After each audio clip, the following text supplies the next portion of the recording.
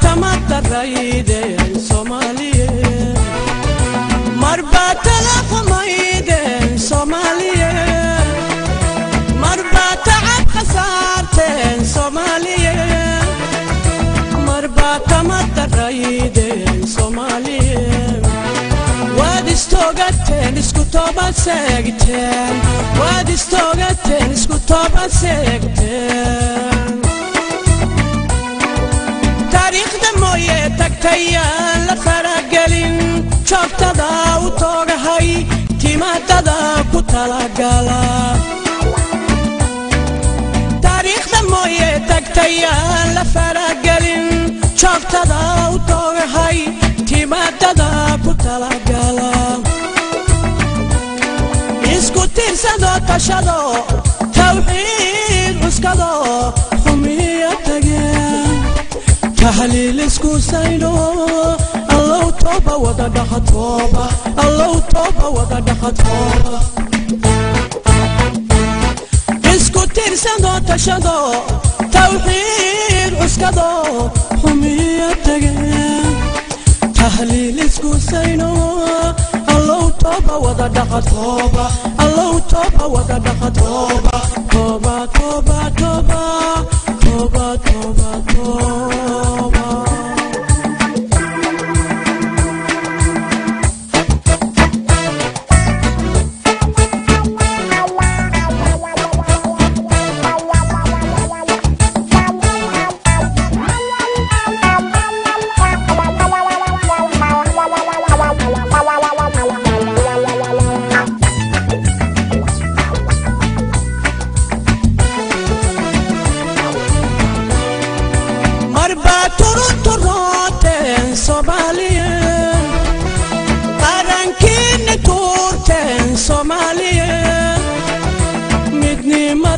Sayisen Somalia Marba turun Somalia Arankin turten Somalia Midni madita sayisen Somalia Waistu matiden kankala daqaqden Waistu matiden kankala fogaten توفيق دا دورات وحويا لفرقلين أنطلع نبوغتو تكسبادو ياي قلالان توفيق دا دورات وحويا لفرقلين أنطلع نبوغتو تكسبادو ياي قلالان اسكو ترسدو تشدو توحيد اسكدو حمية تجاه تهليل اسكو سينو الله توبة وذا دخ توبة الله توبة وذا دخ توبة اسكو ترسدو تشدو توحيد عسكدو حمية تجاه تهليل اسكو سينو الله توبة وذا دخ توبة الله توبة وذا دخ توبة الله توبة وذا دخ توبة توبة توبة توبة توبة توبة توبة توبة توبة توبة توبة توبة توبة توبة الله توبة وذا دخ توبة توبة توبة توبة توبة بسم الله الرحمن الرحيم والعصر إن الإنسان لفي خسر إلا الذين آمنوا وعملوا الصالحات وتواصوا بالصبر وتواصوا بالحق وتواصوا بالحق وتواصوا بالصبر صدق الله العظيم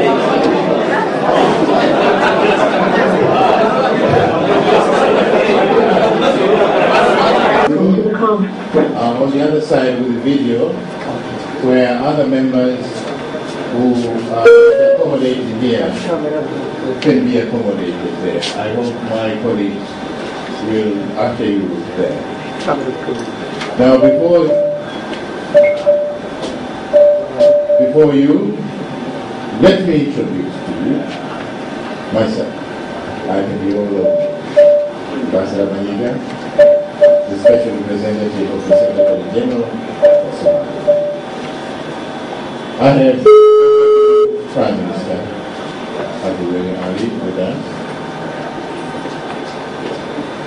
We have the representative of the African Union, Ambassador Wafula, who actually yesterday was not with us, but today we will say a few words. We have the representative of the League of Arab States. We have the Minister for Defense, representing the TMP. We have a representative of IGAD. We should be expecting any time, and we have Ian Clark, a representative of the Organization of the Islamic Conference. Then we have the committee, the preparatory committee representative. Of course, the minister is already in front of us, who is representing the government. But I hope in due course we shall be joined by the representative of Parliament, by a representative of Madu, Puntland, and Suna. Then after that, we shall break into working groups. But before we go into the working groups, it's important that we hear a word of welcome from the Prime Minister and a short statement from the representative of the Prime Minister. Welcome.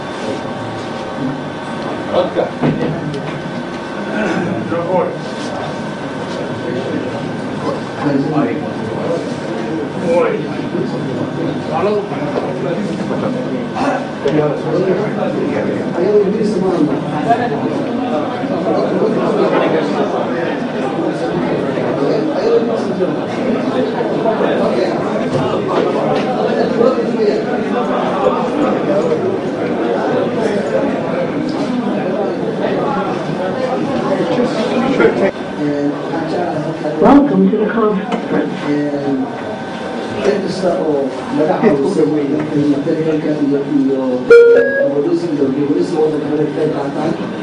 iyo dadkan iskuulkii baanka la sameeyay oo laga caawiyo xagga nabadgelyada si Soomaaliya inta ay ku jirto looga saaro sana socotaan inta Soomaaliya inta soo socotay gooyada sano oo ku jirto dagaal xagan waxaa dib loo haysataa oo socotaan hadda dalka xajin oo kale madaxda waxaan maanta ku jirnaa abaartii ugu xumayd ee sababaya soo lixda sano lixdii sano u dambeysay abaartii ugu xumayd ayaa maanta ku jirta waxaa hadda ku jirta midnimadii iyo qarnimadii ummadda Soomaaliyeed waxaa la socotaan dadayna sidoo kale in ay noqotay meel caqabeed iyo qashinka iyo sunta lagu daadiyo malaayiin Soomaaliya ayaa maanta ama waddanka weligiisa ku dhibaataysan ama xiriirka qaatay ku jira wadamada dariska intaasoo dhibaato u jirta waxay u baahan yihiin xataa maaha wax dhibaato adiga ma xallin karo alaana maanta iskuulka xallin marka bacdina aanu baayasay bacdina la dagaalanay oo wax u baahan intaasuna meeli sugaysa inaanu si sumurteys oo ah wadajir inaan u xallin haddaanu Soomaaliya marka maanta runta ayaanu wajahaynaa runtana waxaa weeye dibta Soomaaliya ka tahay Soomaalida sababa dadka noo imaanaya waxay u imaanayaan Soomaalida kale ceshaa Soomaalida qabtaa laakiin soo dambeysay shaqo taasay waxay loo hadda marka xataa waxay waqtigooda hadday marka hore saas qabto ay u yimaadeen in badan oo kamid ah in fikirhoodii iyo ra'yigooda isbedelo qaar badan oo kamid a laga yaabo xataa inay dhib ka muuqdaan saas daraaddeed anigu waxaan taagna shirkan maanta waa kii kama dambaysta xasar ayaa dowladdu haysataa ummadda Soomaaliyeed aan bulshada isku xalino in aanu halkaas sano Soomaaliya ay ka baxdo transition aan ku soo jeedo 10 sano iyo ka badan taasoo loo ogolaan weeyo inaanu noqono dad jira dad aan xubin muhiim oo ka mid ah si Soomaaliya ahaan jirtay wadamada adduunka taasoo loo ogolaan weeyo xataa in aanu waxaan xaq u ahayn aanu helno ka helo international community wala socotaan ajendaa shalay lagu horeeyay ajenduhu 4 qodob buu ka kooban yahay 4 qodobna waa haysataan shirkaanu shirki bulshadiiseenan ma aha oo waqti badan haysanay marka maadaama waxaa haysanaa maanta ay tahay iyo kulinta oo kale dabasho shirkiga gabagabaynayo haddii waxaa loo baahan yahay in commitment zaa'ida iyo dadaal zaa'ida iyo yani dulqaad zaa'ida iyo isu tanaasul tiro badan in la sameeyo inta ayaa u baahan marka يعني هذا في بلوغ الجيل وانا لا اسواني لكن انا مرينا افضل ما هي كما قلت انا اكثر انا كنت اوصل لها اقول لهم اوصل لها انا خلاص انا ممكن نوي على الشغل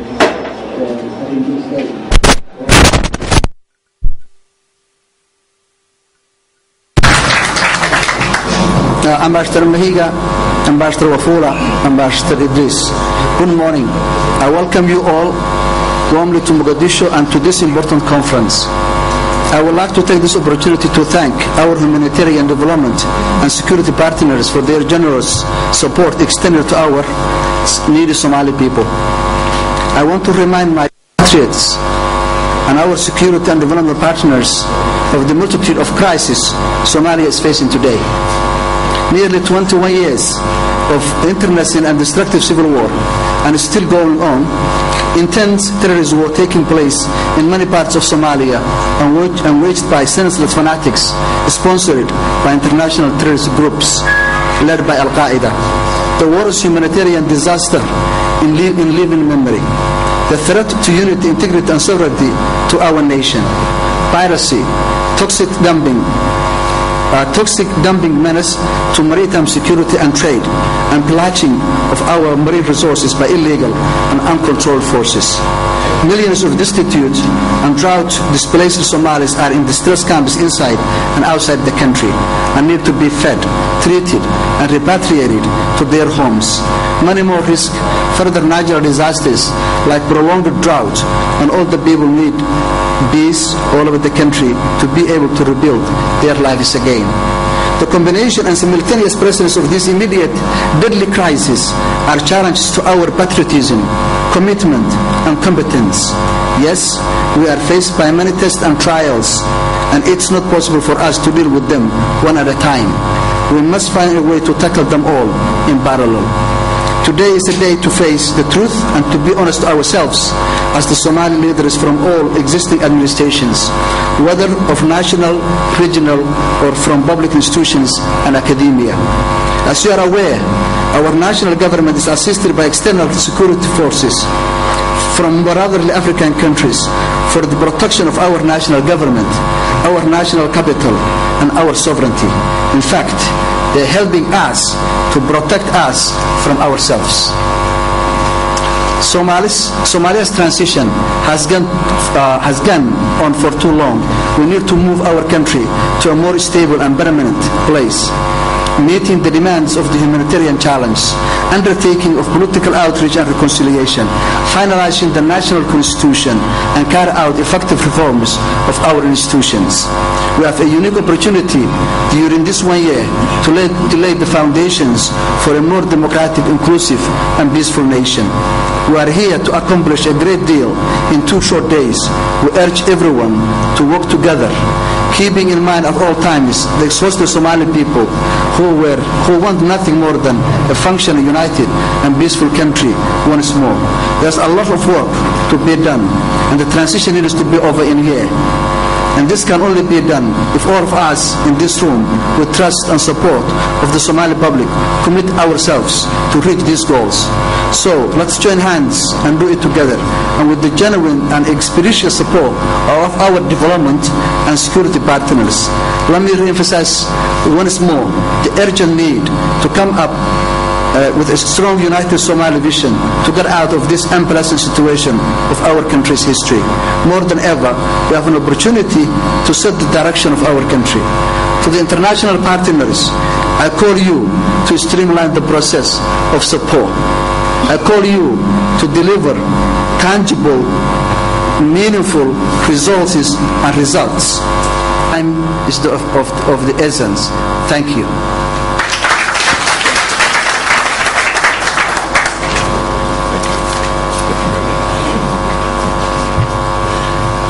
On behalf of all of you, I want to thank sincerely Dr. Abdiweli Mohamed Ali, the Prime Minister of the Republic of Somalia, for these opening remarks. As I said, the representative of the African Union wasn't here yesterday and has a few remarks to make. Mr. Wafula. Thank you, Excellency. Dr. Abdiweli, the Prime Minister of the Republic of Somalia, the Special Representative of the Secretary General, honorable ministers and members of Parliament who are here with us, heads of delegations, excellencies, ambassadors, distinguished participants, ladies and gentlemen. On behalf of the chairperson of the African Union Commission, I would like to join my colleagues to welcome you to this very important consultative meeting. I would like, as also one of the members of the international community and representative of the African Union based here in Somalia, to welcome you and to ask you to constructively participate in this important consultation.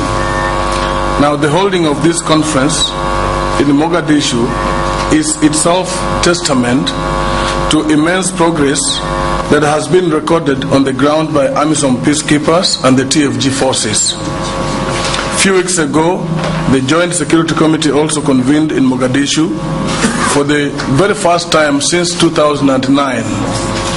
The significance of these developments is certainly not lost on us.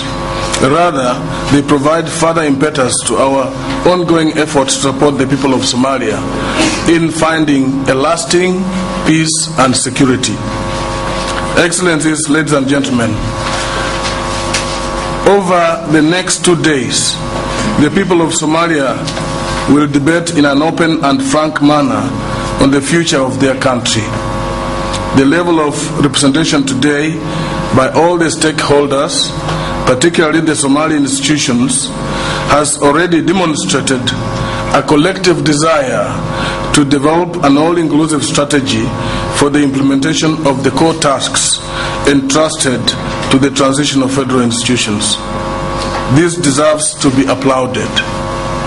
I would like to reassure the people of Somalia and our international partners that the African Union remains fully seized of the situation in Somalia.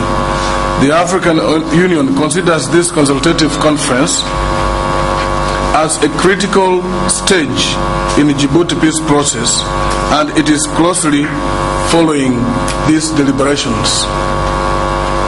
You will recall that the Peace and Security Council of the African Union, at its 273rd meeting held in Addis Ababa on the 21st of April, appealed to the transitional institutions to take all the necessary steps to ensure the successful convening of this meeting in Mogadishu, as well as to map out a clear political strategy in line with the tasks set out in the Djibouti Agreement. The Council also called on the Somali leaders and institutions to build upon the recent positive developments on the political front with the signing of the Kampala Accord on the 9th of June 2011 and the commendable progress achieved so far in its implementation. It further highlighted the importance of the TFIs accelerating the political process as an essential element in consolidating the remarkable security gains achieved by the TFG and AMISOM in the past few months. As we formally enter the second day of these important deliberations, I would like to take this opportunity to reiterate the call by the African Union Peace and Security Council for the Somali leaders and institutions to work cohesively in addressing the political, security and humanitarian challenges confronting this country. There is no doubt that the transitional institutions and other Somali stakeholders have done a commendable job so far in the implementation of the Kampala Accord.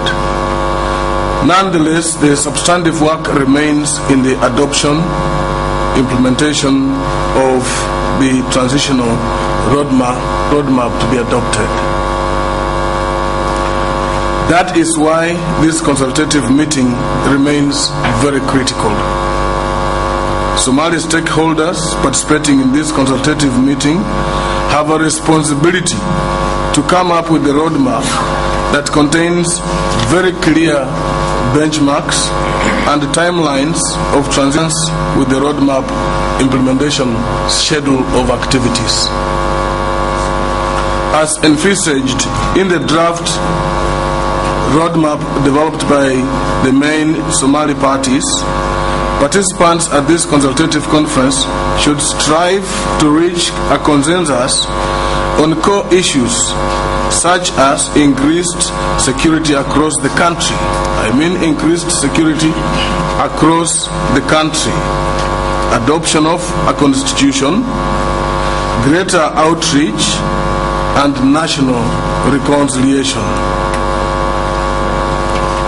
Good governance, transparency, accountability, and enhanced service delivery to the population are among the important issues. These tasks are those that are spelled out in the Transitional Federal Charter, the Djibouti Agreement, and the Kampala Accord. The challenge now is to more concisely articulate these tasks into concrete deliverables, place them within specific timelines, and develop transparent and effective compliance mechanisms. Excellencies, ladies and gentlemen, I would like to remind that the primary responsibility to resolve the protracted conflict in Somalia rests with all the people of Somalia. And it is themselves, the people of Somalia, that have the key to resolving this problem. The African Union and the United Nations, together with all the other international partners, are firmly supporting the peace and recovery efforts through our facilitative role. Through our facilitative role and the provision of technical and material support to the Somali institutions. However, the people of Somalia must continue to exercise full ownership of this process. One of the best means of demonstrating this Somali ownership is through the decision to be reached at this consultative meeting. In conclusion, Excellencies, ladies and gentlemen, I want to thank you once again for your honored participation in this consultative forum. It is our expectation that at the end of the 3 days of brainstorming, technical work, and decision making, the Somali stakeholders would reach a consensus on a clear blueprint for the remaining months of the transition process. I wish all participants a good day, good stay here all through, and I am optimistic that there will be very fruitful discussions over the next 2 days, and we will arrive at a consensus and adopt the roadmap. With those few remarks, I thank you very much. Thank you, Ambassador Wafula. May I ask Ambassador Idrissa, the Ambassador of the League of Arab States, to say a few words in light of the very limited time we have.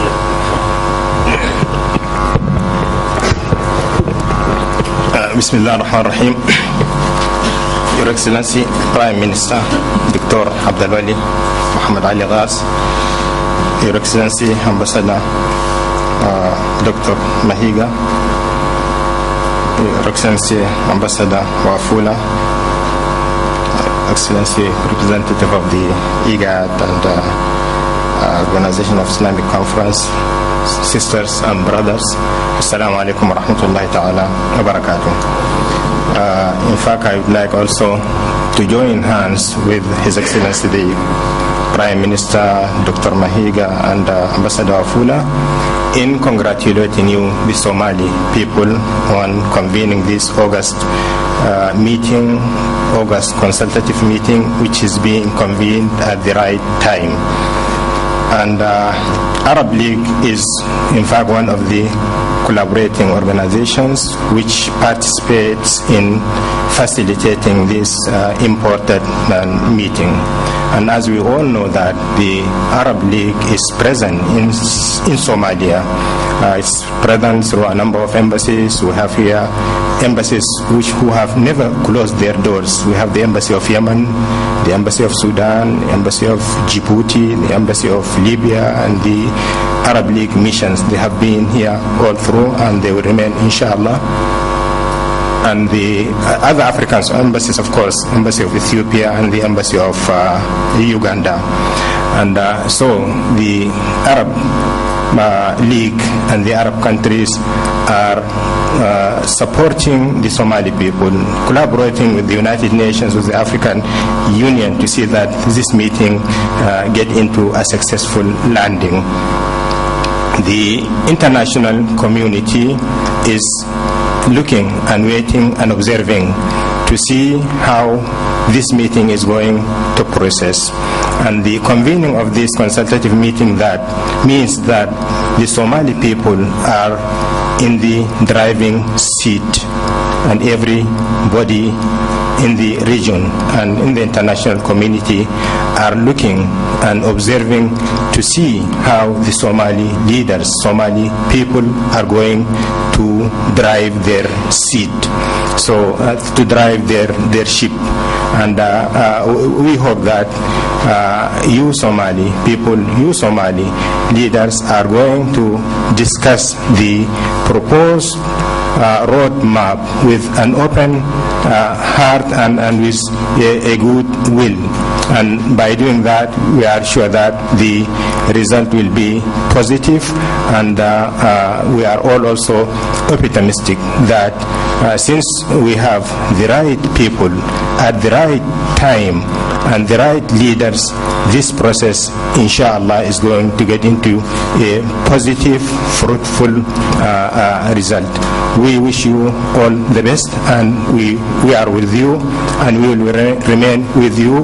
We are ready to render whatever support, whatever facilitation that could help you get into get the Somali ship to a peaceful landing, inshallah, because it is for the Somali people, and the Somali leaders are definitely working for the good and for the benefit of the Somali people.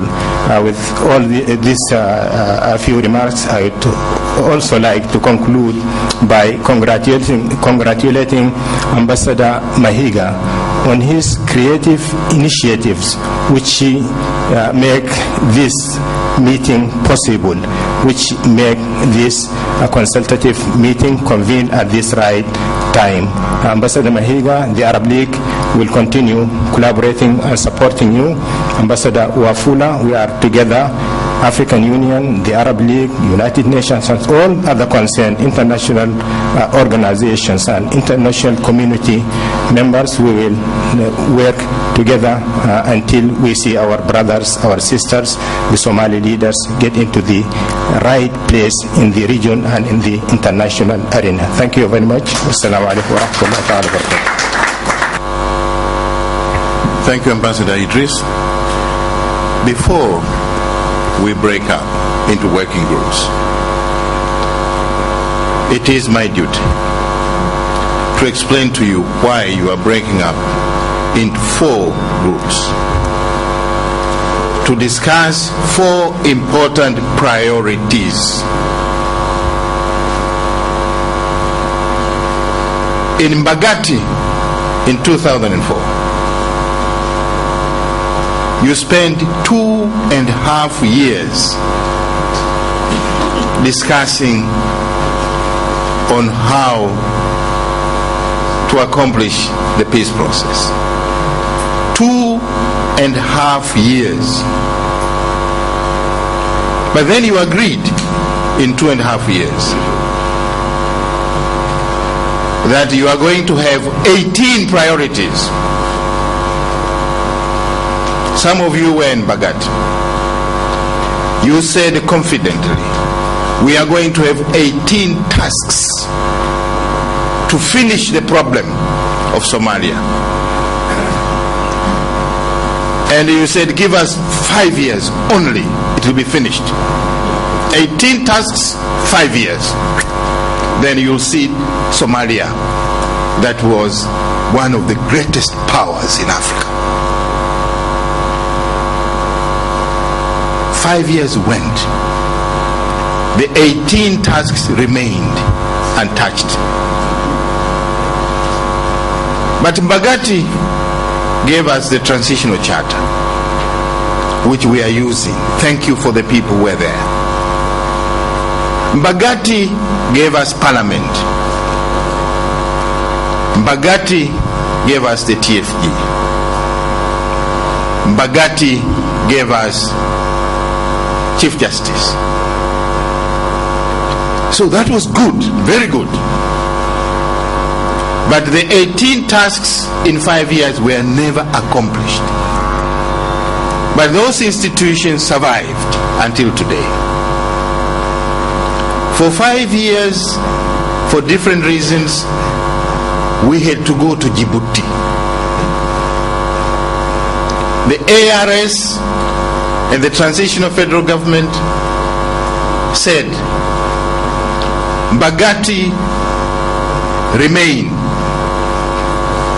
charter remain, TFG remain, TFP remain, Chief Justice remain. But give us 2 years. These 18 tasks will be finished. So 5 plus 2 is 7. Plus 2.5 years of sitting in Mbagati is 9.5 years. The children who were born when you are sitting in Mbagati today are asking you, where are those 18 tasks going? What have you done? Of course, they'll ask the TFG, they'll ask the TFP, they'll look at the charter. Those children are now going to school. They're asking you. In Djibouti, I don't know, you sat for 2 months. Then, the 18 priorities were not happening, not going anywhere. The president and the speaker said enough is enough. We are not going to spend 2.5 years as we did in Mbagati, not 2.5 months as we did in Djibouti. We are spending 5 days. They spent 5 days in Kampala, and they said yes. But what do you do with 18 priorities? We said we have to prioritize them. Out of 18, we have come with only 4 this time. 4 from what we inherited, we are coming with 4. We are not giving ourselves 5 years or 2 years, we are giving ourselves 1 year. It's only 4. And 1 year. It's reasonable. In Bagati it was 18, but 5 years. Nothing was done. Now we are only with 4. You are going to discuss 4. Only 4 this morning. So that we can finish this 4 in 1 year. This is the longest transition in history. Why transition? You deserve something permanent. You Somalis, you are proud people. Why transition? Today transition, tomorrow transition, Bagati transition, Djibouti transition, this transition. Now it's time to say 4 priorities to get finished with transition. And those priorities you have defined to reduce the 18 are very simple. Security. Who would question security? Go and discuss. Let's finish the job on the security front. We have AMISOM. You are building a wonderful army. You had the strongest army in Africa at one point. The biggest air force. The biggest infantry. The most sophisticated navy. Build that one. Minister, you can do it. But let's finish insurgency. We shall finish. Let's seek the help we are getting. We need a constitution. Who would question? Constitution, even if it's interim. But we need a constitution that will guide us. For 21 years you have had no constitution. The charter was again provisional. We need to reconcile. This is important. Reconcile with whom? With ourselves. And where there is no misunderstanding, let us just outreach. Let's be more vast in this political process. So there is outreach and a reconciliation. Then the last one is very simple, but it's not that easy. Governance. We need to help this Prime Minister to give us a good government, an accountable government, a government that can provide services, a government that can be transparent and respectable. So these are simple 4 tasks. We have reduced 18 to 4. And this is what we are going to discuss. I sincerely hope you will do it so that we can finish this transition in this 1 year. Now, my colleagues, can you explain how the work is going to be done? Because there is this tremendous goodwill and they are ready to do the job. Give them the tools. Prime Minister, I want to assure you, we in the United Nations, we are here. As you can see, we are building very fast. And I want to be with you here before the end of the year, here in Mogadishu. And we, as you said, we shall respond and be with you so that we finish these 4 tasks quickly and get to another part, another phase of this great country. 600,000 square kilometers of territory. You are one of the big, even in terms of territory, you are one of the biggest countries in Africa, and the longest coastline in Africa, and the richest fishing grounds in Africa, and the most strategic placed country in Africa. The world is looking at Somalia. You are now at the history stage where you can make a difference. As you go in those 4 groups, you are making history. So those children who were born when the crisis started, and those children who were born when you are going to Magati, they can now look and read say my grandfather, my uncle, my aunt was in Mogadishu, sitting in those 4 committees, and it made a difference. Thank you.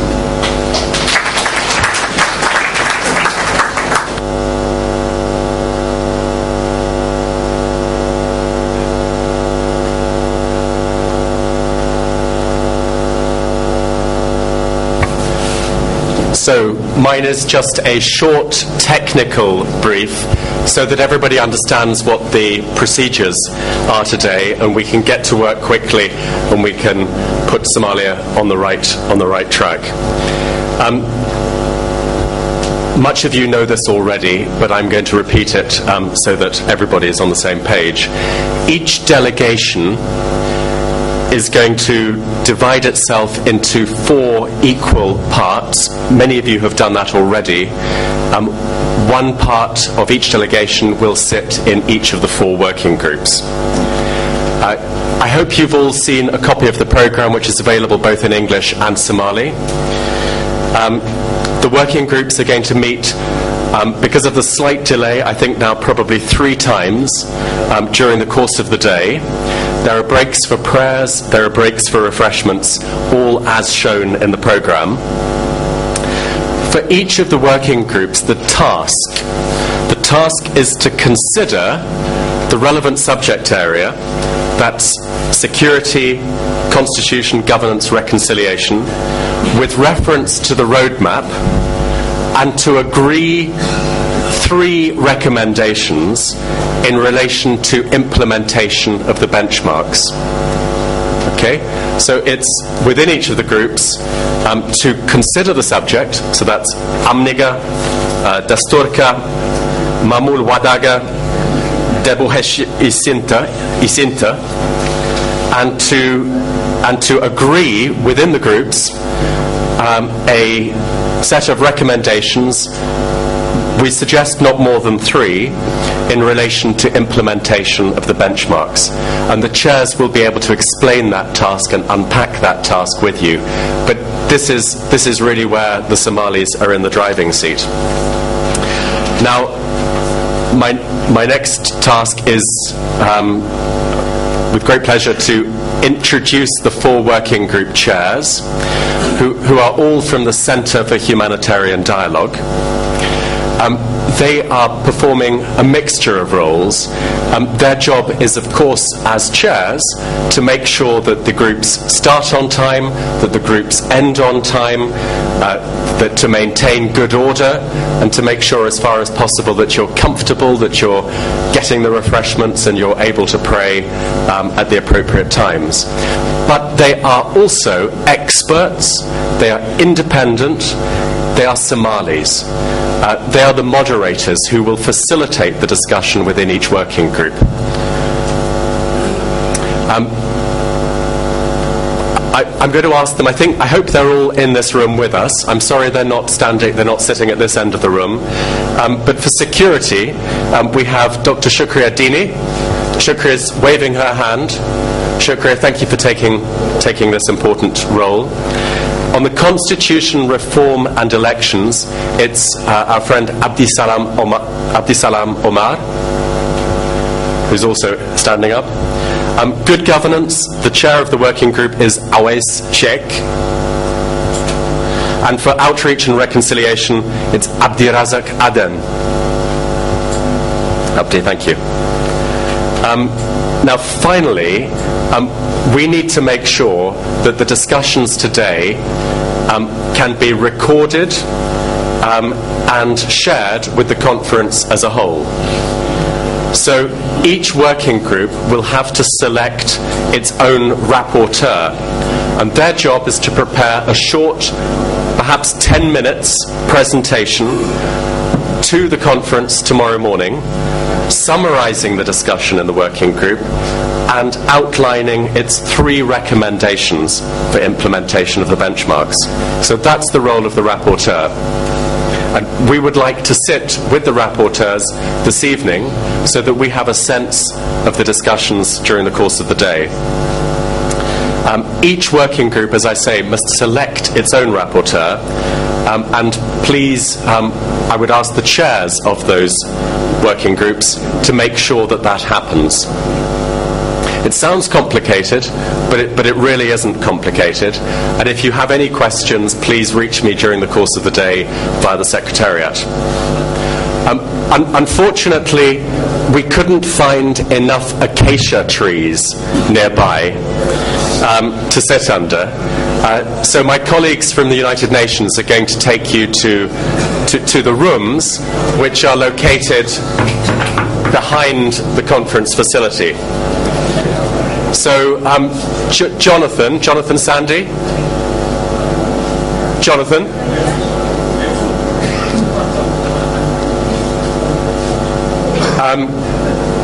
Do you want to take a question? Because at this point they now leave for the working groups. No. Okay. All right. Is Jonathan Sandy here? Then He's already okay. Sherwa. At this point, this is where they leave. Sherwa, if the members, just finish this. The members of the security working group should now accompany Sherwa Jama to room A1 with Shukri Adini. So would they like to leave now?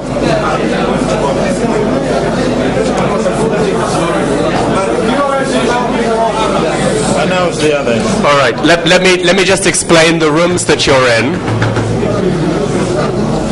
So the security working group will be meeting in. This is important that everybody knows where they have to go now. The security working group is in room A1.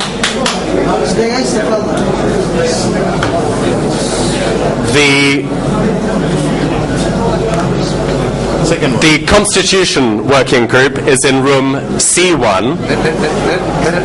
The Governance Working Group is in room D2. And the Reconciliation Working Group in room A6.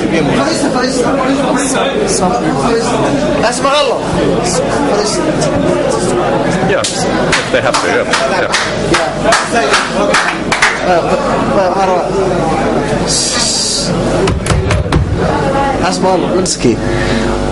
qolo walba ama group kasta oo meeshan yimidi dadkii idinka qaybgal lahaa waa doorteen Soomaa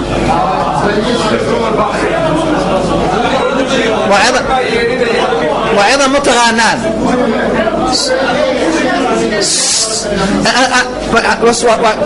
سوق مركز إدغيستا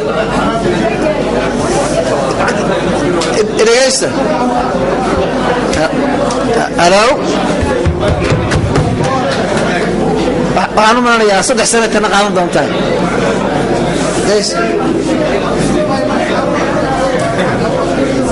suuq marka okay dhageysta waay hay horta aan dhageysano sal alayh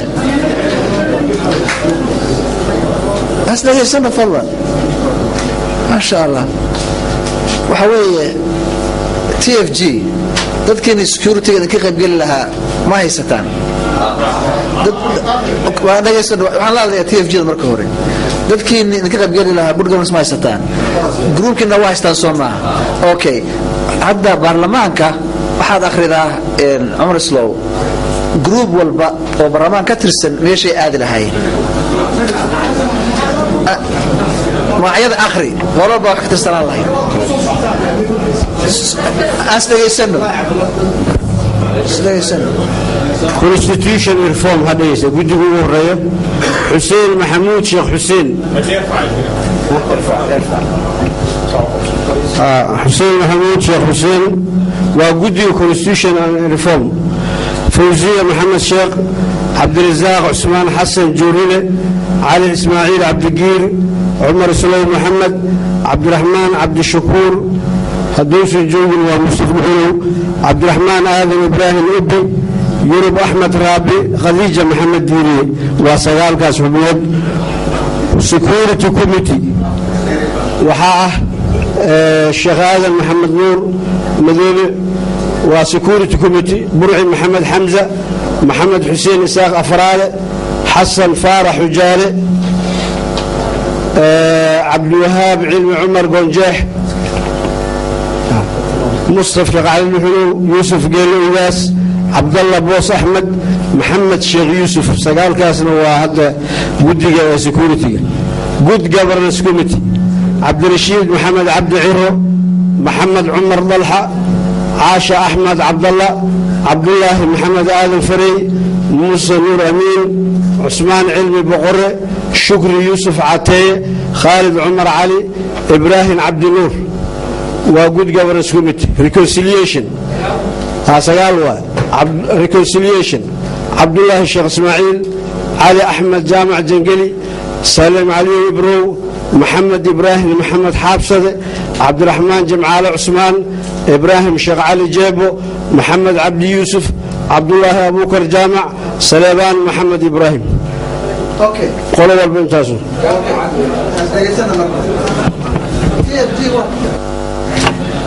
تي اف جي واتغان تي اف بينا واتغان كذي اوكي بنتلاند dadkii waxa gal lahaa gudi walba afar ma haystaan ayna waa haystaan okay galmudug gudiga afarta gudi dadkii ninka qayb gal lahaa meedin magacyadooda waa haystaan ma haystaan waa haystaan very good waxa ugu dambeyntii marka ahlus sunnah dadkii idinka qayb gali lahaa gudiyada afarta gudi ma haystaan magacyadoodii inta ay diyaar u yihiin marka gudiyadoodii war walba qolka ay tegi lahayd baa loo sheegayaa dhegeysta marka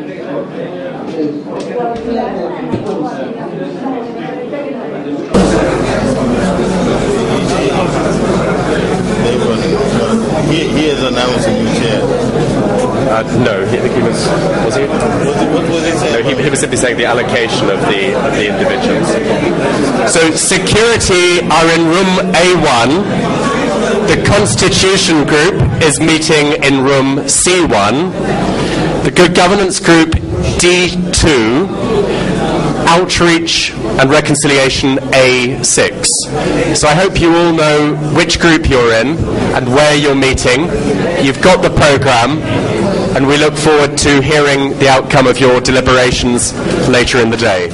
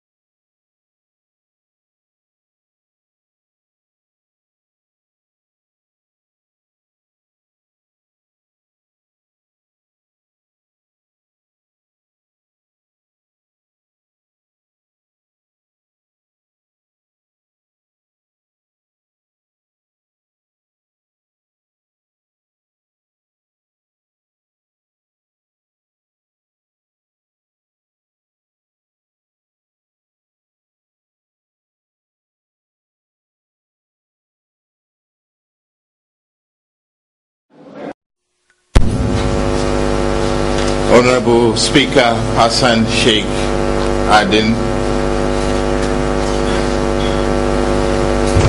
His Excellency President Farole of the Puntland State of Somalia, Your Excellency President Mohammed Aden of the Galmudug State of Somalia, members of the press. We have had a very rare opportunity that in the middle of our major meeting to discuss and adopt the roadmap, which was graced by the presence of the two presidents of the two states of Somalia from the region, which are the shining beacon of successful regional states of Somalia, have come to bless this meeting to adopt the roadmap. But while we were preparing for this meeting, you in the media reported that there was some misunderstandings, which indeed there were, between these two sister neighboring states, which led to some armed clashes and some lives were lost. It is a fact. But actually, even before they came to Mogadishu, they had already agreed between them that there should be a ceasefire. Because those clashes were not only a misunderstanding, but these two states have now become, and always as they have been, but now more so, the really front line against the fight with Shabab and the insurgents. They have a common enemy. We always suspected that the withdrawal of the Shabab from Mogadishu would be manifested in a different form of insurgency that has melted into the population. We are beginning to witness that shift in tactics in Galkayo, which is really the borderline, not only in terms of where the two states meet, but has been the front line against insurgency. It is this new, emerging, sophisticated threat that the two presidents and their two states, in their common effort to deal with the new emerging threat, that there was some misunderstanding and led to some clashes. They paved the way before they came to Mogadishu, but this morning they have consolidated that understanding. First of all, to admit that they have a common enemy who is using new tactics to continue the struggle and to threaten the peace and security of the people of the two states. Secondly, they have agreed that there is need to establish lines of communication so that there is no misinformation among the population, but also there is no misinformation to you members of the media. If the lines of communication are open between them, they can not only resolve and clarify issues, but also share the correct information to the Somali people and the international community. Thirdly, they have agreed that there will not be in any kind of communication or misunderstandings which may arise. They will resolve those differences by talking, not by force of arms. Even before they come to the media, the issue should be resolved through talking.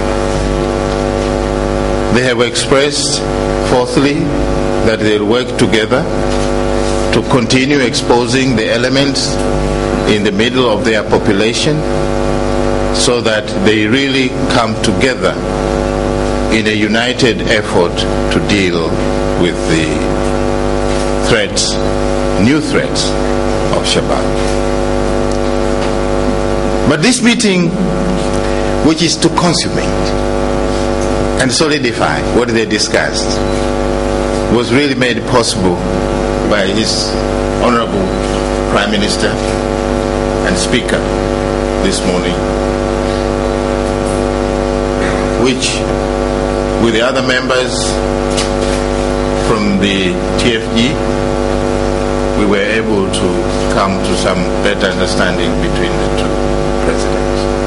I want to thank the Prime Minister and the Speaker, and of course the two presidents, for setting a very excellent example and bringing a new level of togetherness and unity when we are in the middle of discussing and adopting the roadmap. It is yet a milestone, another milestone in achieving unity and peace in Somalia. Thank you very much, Excellencies. Maybe you want to say one or two words, but with this, I want really to clap hands and congratulate them for this.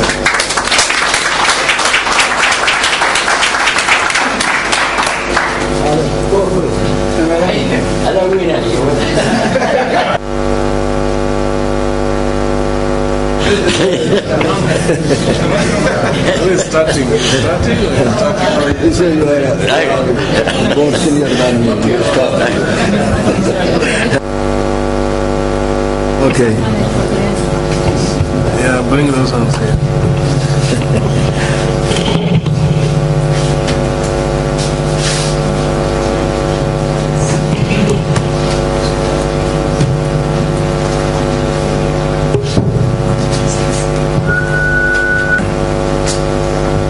I acknowledge that you are playing very well your role of facilitator of this high-level consultation meeting for Somali stakeholders in Mogadishu at this moment. Thank you very much for all your efforts to work hard toward achieving a peaceful settlement in all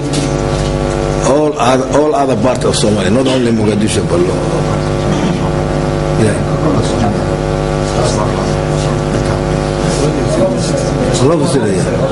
Thank you very much for that. That is only I would like to express my appreciation for your effort, but I would like to shift to speak to Somali since the audience of all these media are mainly Somalis. aad baan uga mahad celinayaa wakiilka xoghayaha guud ee qaramada midoobay hadalka wanaagsan meesha ka soo jeediyay iyo hawsha uu ka hayo inuu hogaamiyo shirka wadatashiga Soomaalida oo kale ka furmay magaalada Muqdisho oo markii ugu horeysay oo shir noocaas ka furmo Soomaaliya. aad baan maqsuud uga ahay sida ay shirkaas u dhacay hawshoodii oo rasmiga ahayna maanta ay bilaabatay gudiyadii diyaar garayntii ajendada sidii halka sano soo socda qodobadeedii ku cusnaa waan hore uga hadlay meediyada in ay ka baaradegaan oo wax la isku ogyahay oo la taaban karo oo Soomaali nabad u horseeda ay ka soo saaraan. aad baan ugu kalsoonahay. haddana waxaan shirkaan munaasabad kale oo muhiim ah noqday bacdama aniga iyo Maxamed Axmed Caalin oo labadooduba ka nimid waqooyiga Soomaaliya dhibaatadii ka dhacday labadii maalmood oo soo dhaafay gaalkacyo oo ciidanka amniga ee Puntland iyo niman argagixis ah oo meesha ku soo dhuuntay dabadeedna tafsiiro badan loo yeelay raggiina meediyada aan wada intiina ku jiraan umalayn maayo laakiin kulli cid kale unba ku jirta siyaara aan ammaanka Soomaaliya u shaqeynay wax looga sheegay qabiil la hubiyay waxaynu ognahay nimanka shidada Soomaaliya ka wada magacyadooda hadda wax lagu sheego anuu waxaan isaga naqaan argagixis guud in ay aad xarfaan u yihiin oo markii nin la dilo ilaa reer hebel baa dilay iyaguna ay dileen oo markii kalaash dhaco ilaa reer hebel iyo dawlad baa diriray ama cid baa dirirtay oo annaga waxay nagu sheegaan shahaada la dirir iyo gaalo iyo waxa dhiig yacabka oo dadkeedii dhameeyay oo shisheeye u adeegaya oo ammaan darro ku riday oo barakiciyay oo macaluusha u sababay dadkooda inay u dhintaan ayaa shahaada la dirirna ah argagixisana ah dhiig yacabna ah wixii xun oo dhan iyaga ah. arrintaas markaan ka tagno tuhumkii meediyada galay oo ka hadlay maxamed axmed caalin iyo aniga laftigaygu midba mar anigu aan ku dameeyey haddaanu halkan jaaniska isla helay waxa laga hadlaynayaan ay Soomaali maslaxadeed yihiin waxaanu garannay in tuunkaas meel la iska dhigo laga baxo waxaanu isla helay oo aanu ku wada hadalnay inaanu ka wada shaqayno nabadda magaalada Gaalkacyo iyo gobolka aanu degannahay oo aan daris ku nahay inaanu ka wada shaqayno inaanu meel uga soo wada jeesano kuwa doonaya inay fidmad dhex dhigaan maamulada iyo beelaha inay fidmad dhigaan waxaanu ka wada hadalnay inaanu xiriirka iyagu oo mar kasta uu taagnaado oo aanu iska warqabno hadba sidii lagu heshiiyey shirkii sanadkan bilowgiisa aan ku heshiinay hadba levelka la joogo wuxuu hadduu wax guud yahay inaan ka wada xiriirno hadduu yahay wax magaalada iyo deegaanka khasabsana nimanka saraakiisha ah oo meesha ka howlgala xagga amniga iyo xagga maamulkana ay ka wada shaqeeyaan layna soo celiyo dambiilayaasha wixii war oo la kala la isdhaafsado intaas waxaan u maleynayaa inay ka farxinayso dadka iyagu nabadda jecel Soomaali inay midowdo rabta inay nabad ku wada waartoon jecel ay ka wada shaqeynayaan wixii tagayna afallahu amma salafa in laga bogsado waxa soo socdaan laga wada shaqeeyo sidaasaan dadkaygana ka rajeeyay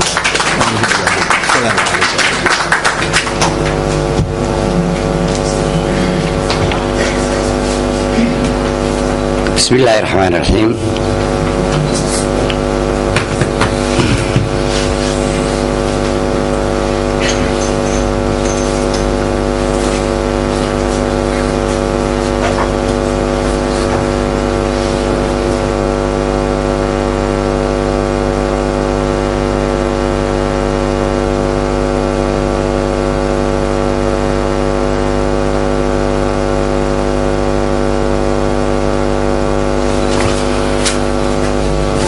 السلام عليكم ورحمة الله وبركاته دمانتين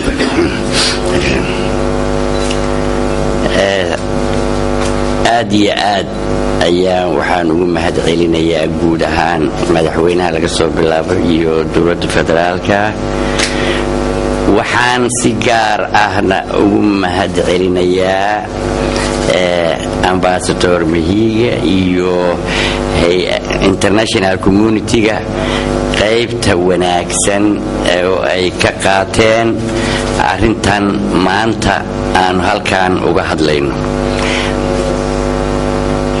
mudane Sharif Xasan Sheekh Aadan iyo mudane speakerka baarlamaanka iyo prime ministerka mudane Cabdiweli Maxamed Cali ayaga laftirkoodu waa dadkeeba nagu soo dhiiriyay laftika inaan nimaadno hadalno tanaasulno isku soo dhawaano waliba Sharif Xasan sigaar ah war daji waana qaadanay marka waxaan naga xaqiiqo ah in horta aanu qaadanay nabadii wada hadalnayna Soomaaliya dhammaanteed cadawga ku jira haddii qabiil lagugu tirinayo iyo haddii xigto kale lagugu tirinayo ama midabkii uu kula leeyahay hadduuba ku dilayo waa cadawgaaga waay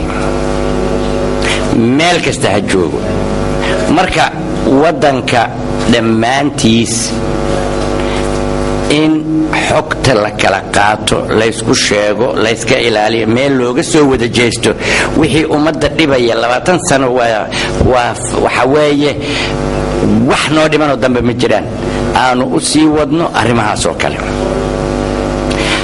in marka waxa weeye mas'uuliyadeennu waxayna tusaysaa in aan labadeennii rabnay inay waxaasi meesha ka baxaan shaydaan kale uusan naga dhex shaqaynin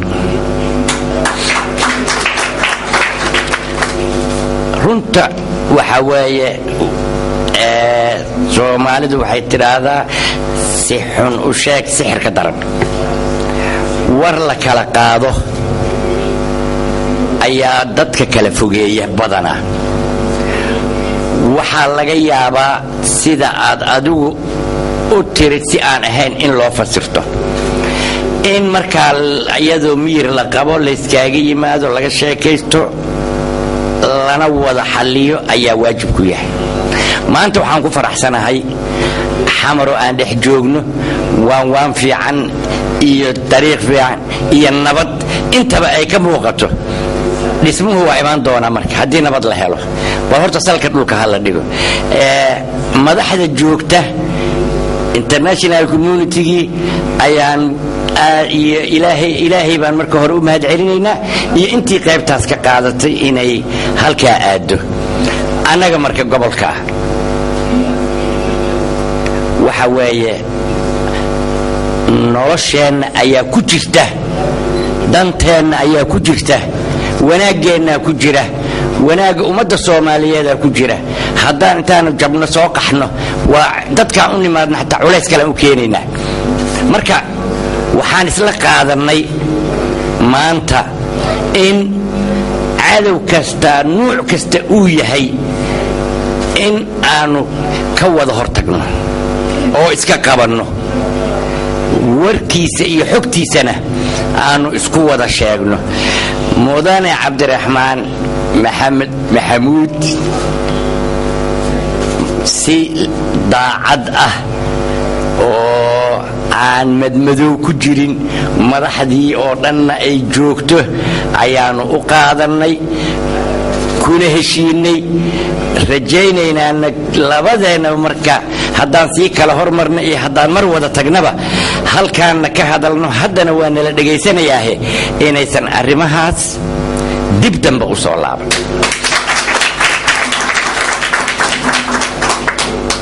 waa mahadsantihiin.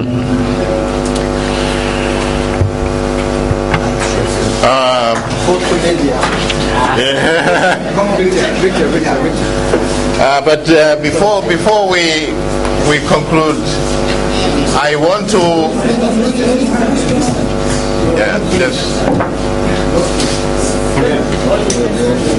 wait. Yeah, we haven't finished. Yes.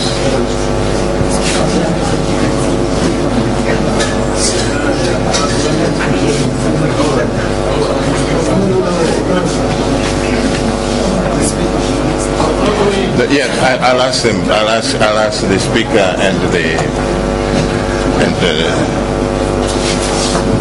yeah.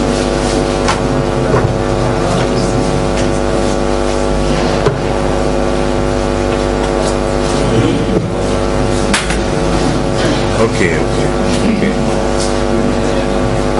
Well, I want to thank the two presidents for their very statesman-like statements which they have expressed.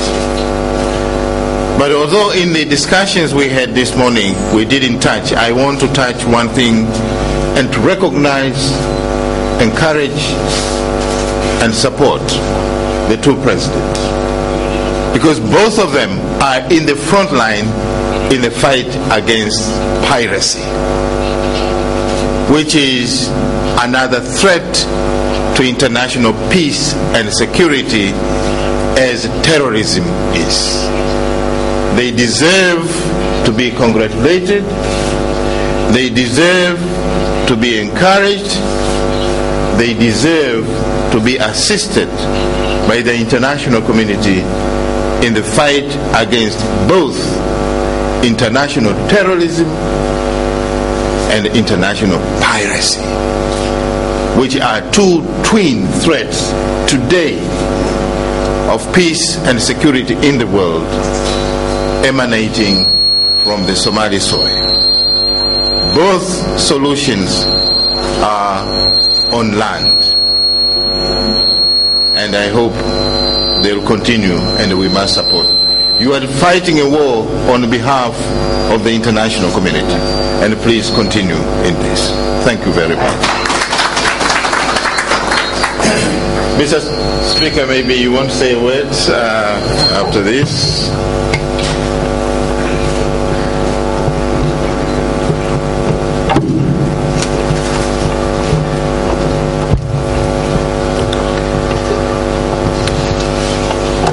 بسم الله الرحمن الرحيم. aad iyo aad ugu mahadcelinayna mahad Ilaahay iska leh Ambassador Mahiga oo dadaal badan geliyay iyo shirkan intii soo qabanqaabisay iyo intii kharash ku bixisay intii ka soo qayb gashay shirkan high level la tashiga wada Soomaalidu la tashigeeda runtii aad iyo aad ugu mahadcelinaynaa waan arrin loo baahnaa maanta inay Soomaaliya ka dhacdana runtii aad iyo aad ugu faraxsanahay waxaan kaloo mahadcelinaynaa African Union iyo AMISOM dadaalka dheeraadka ay ka galeen arrimaha Soomaaliya si hal loogu helo runtii waxaan leenahay walaal jiro African Union dadaalkoodii waa kaga mahadcelinaynaa labada madaxweyne oo Puntland iyo Galmudug oo ka soo qayb galay shirkan ayagana aadan ugu mahadcelinaynaa ahlu sunna wal jamaa waa u mahadcelinaynaa dhammaan marti sharafta kale iyo media ay kulli waa u mahadcelinaynaa mahadilaahay iskale runtii arrin aad u fiican waay arrintaas inay Soomaaliya laga tashado xaaladda maanta ay joogto sidii sanadkan markuu dhamaado meeshii laga aadi lahaa ee wixii la qaban lahaa ummadda Soomaaliyeed sidii qarannimadeeda iyo sharafteeda loo soo celin lahaa in laga wada hadlo waxaan rajaynaynaa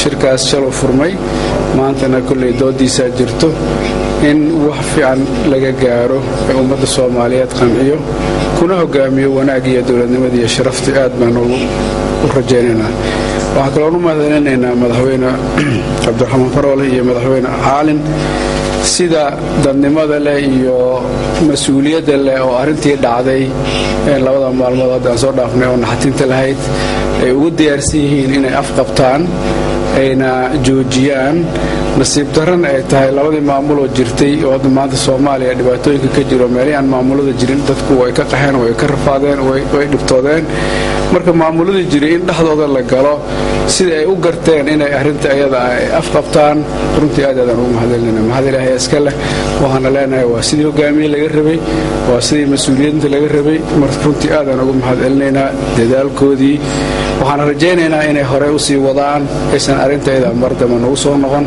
ummadda Soomaaliyeed dagaal iyo dhib iyo isdil way ka soo daashay way hadda ka dambeeyay anagu waxaan rabnaa in gacmaha inta la isqabsado horumar u leedo aanan mar dambe aysan dhibaataan u soo dhicin kuwa dawladiidkana sida u jabeen ay u jabnaadaan aysan helin meel ay ku dhuntaan waa ognahay gobolada waa lagu qaxay dad badan ku qaxay dadka Soomaalidu mas'uul ka saaran wixii ku soo qaxay iyo wixii hore u joogay inay ayagu ay mas'uuliyadooda qaataan wixii soo qaxay ku qaxay oo meesha ku qaxayna waxaan ka codsanaynaa inay dadku nabad kula noolaadaan kuwii lagu qaxayna waxaan ka codsanaynaa Soomaaliya martida way soo dhaweyn jirtay in la soo dhaweeyo dadku ayagu naftooda aanan dhibaato la gelinin waa qaldami karaa qofka bani aadanka laakiin haddii wixii qaldamo ba la yiraahdo way soo qaxeen dhulka Soomaaliya waa isla leedahay waa la wada degaa waa la soo noolyahay laakiin waxaan codsanaynaa kuwii lagu qaxay inay dadka si fiican u soo dhaweeyaan waxaan kaloo codsanaynaa kuwii dadka ku qaxayna dhibaatada ay qaxaysaa jirtay inaysan dhibaato kale oo lagu qaxaysan ayagana abuurin runtii haddii ay dhibaato kale oo lagu qaxaysan abuurin dadku ma korayta taagnaanayaan waa see liil haddii meel walba dhib la geliyo marka waxaan ka codsanaynaa labada madaxweyne sidii ay hadda ay ballan qaadeen ay haddana ay sheegeen inay wada xiriiraan amniga wada sugaan ummadda Soomaaliyeedna horumarkeeda ka wada shaqeeyaan ee dhibaatadan ay sida la joojiyo tuhunkiina wax xun oo lagu waa oo noqdo oo mar dambe oo san tuhun ka dhicin runtii mahadilaahay iskale sida dadnimada leh ay shirkan ugu soo qayb galeen ay wanaaga Soomaaliya ugu shaqeynayaan iyo sida haddana wixii tuhun oo dhacay in la bixiyo ay maanta ay isku garabsadeen ay isku gacan qabsadeen runtii aad ugu mahadcelinaynaa mahadilaahay iskale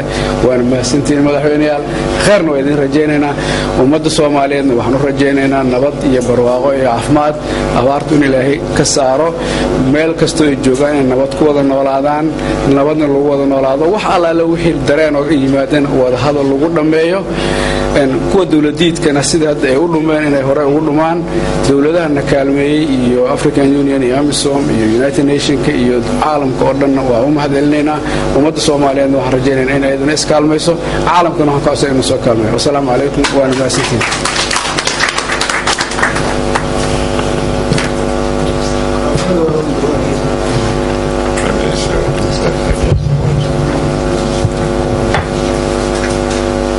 بسم الله الرحمن الرحيم mahadnaqa waxaan la qabaa gudoomiyaha baarlamaanka runtii dadaalka ay ka geysatay u ka geystaan Ambassador Mahiga iyo AU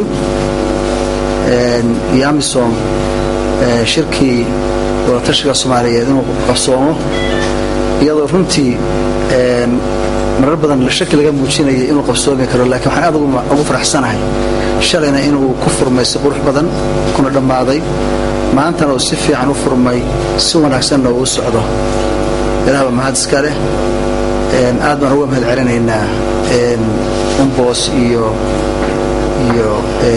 AU iyo AMISOM iyo cid kasta oo kale oo gacan ka geysatay qabsoomada shirkaas waxaa kaloo sharaf noo ah aan aad ugu mahadnaqaynaa labada madaxweyne Cabdiraxmaan Maxamed Faroole iyo Maxamed Axmed Caalin kasoo qaybgalka ka soo qaybgaleen ay noo yimaadeen una soo sharfeen in shirkana ka soo qaybgalaan taasi waxay fursad noo siisay marka in runtii aanu ka wada hadalno labada madaxweyne soo keenno in dhibaatadii ka dhacday magaalada Gaalkacyood laga wada hadlo khilaafkaas iyo mugdigaas soo dhexgalay labada dowlad goboleedna laga saaro meesha dhibtiina inta dhacday anagoo uga tacsideynayna dadka inta Allah u naxariisto inta dhaawacaana ilaahay ha bogsiyo inta dhibtaasi inaysan sii soconin meeshadan ay ku joogsato nabadgelyada magaaladana meel looga soo wada joosto iyo mandiqada guud ahaan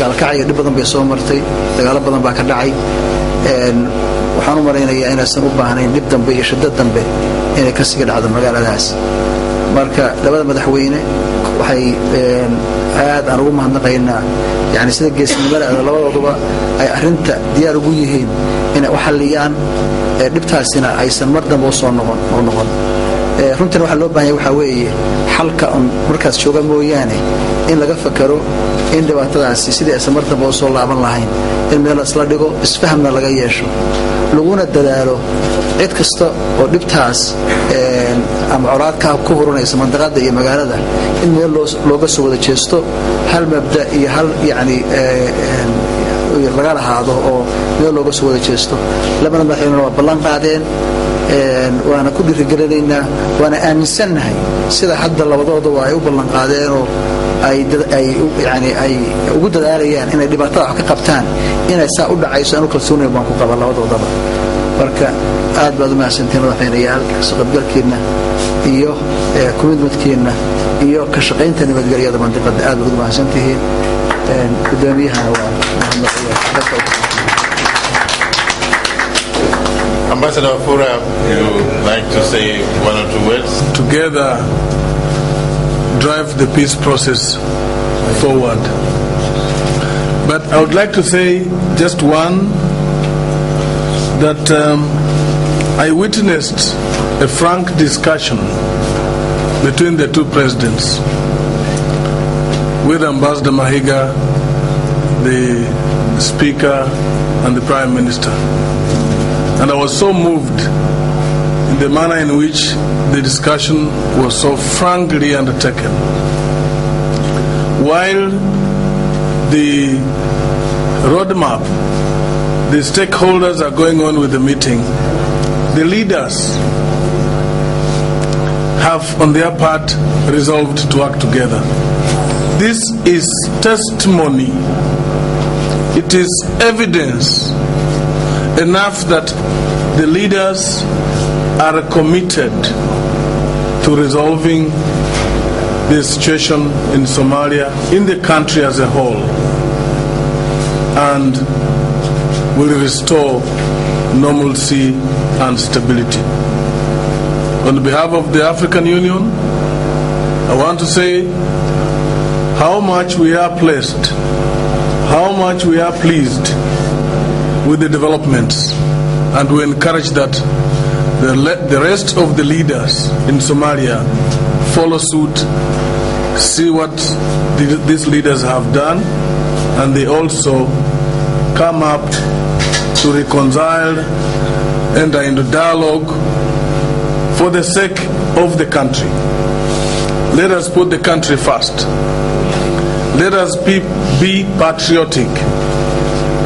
Let us look at the future of this country. And I think if we can address ourselves, if all the leaders in the country will look at the country, not their own interests, not their own personal issues, but put the country first, And I want to thank President Farole and President Alin for demonstrating that they are committed to the peace process in the country.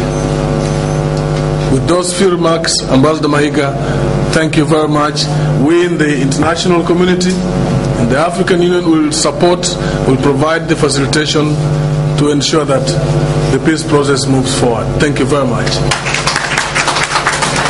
Thank you very much. I want to invite the two presidents to take a joint picture and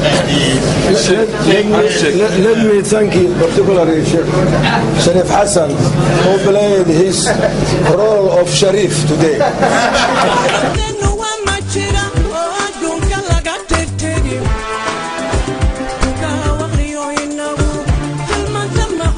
Islam